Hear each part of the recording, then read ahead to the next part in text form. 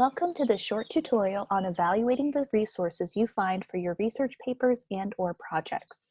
My name is Christine Elliott, and I am the Learning Services and Assessment Librarian at Juniata College.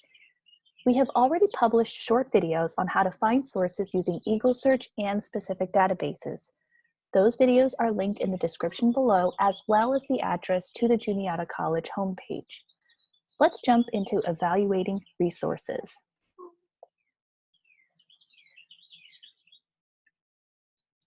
It is important to remember that not all sources are created equal. The library subscribes to many databases that include a wide range of academic and non-academic sources.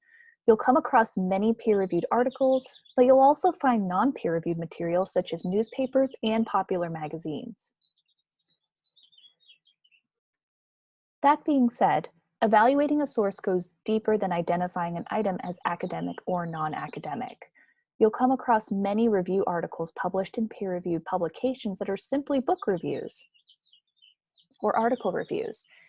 Just as a hint, your professor probably doesn't want you to use these in your paper.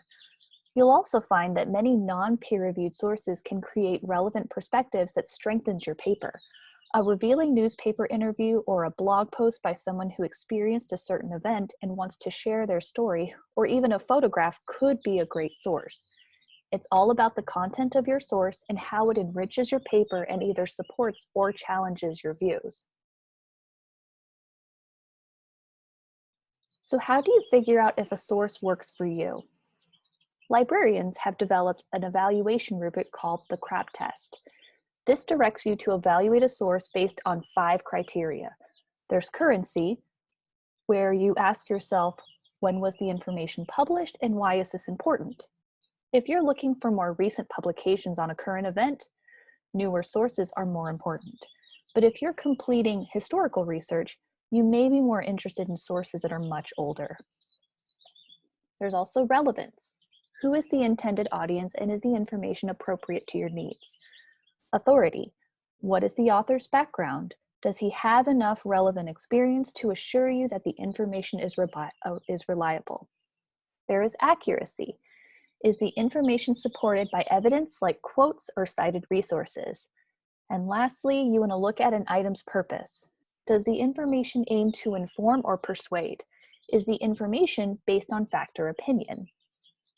The description of this video also provides a link to the CRAP test, and that CRAP test is available as a PDF download for you to use for your personal use.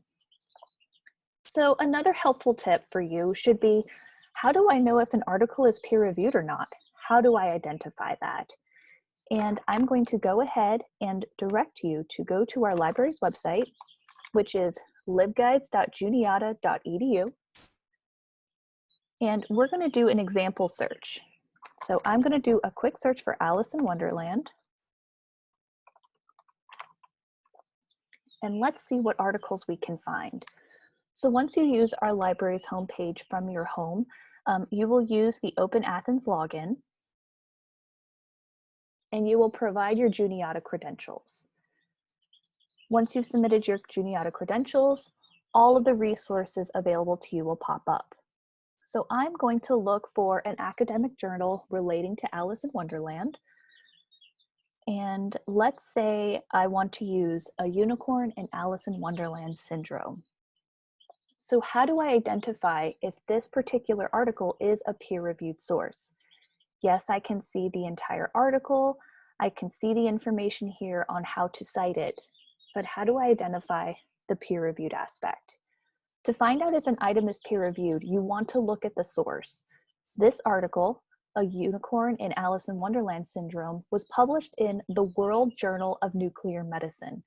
When you click on the title of the source, you will get publication details for World Journal of Nuclear Medicine. Here you'll find at the bottom if the item is peer-reviewed or not. So yes, this journal is peer-reviewed, and the article I selected was peer-reviewed as well.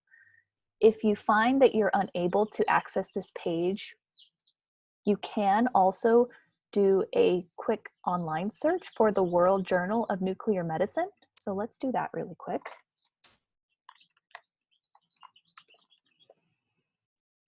So the World Journal of Nuclear Medicine also has a web page. When you go to their website, they should have an about information section where it says peer-reviewed online journal, and that will help you identify if the source is peer-reviewed or not. If you have any additional questions or comments, please contact us on our website. Thank you very much for watching this tutorial.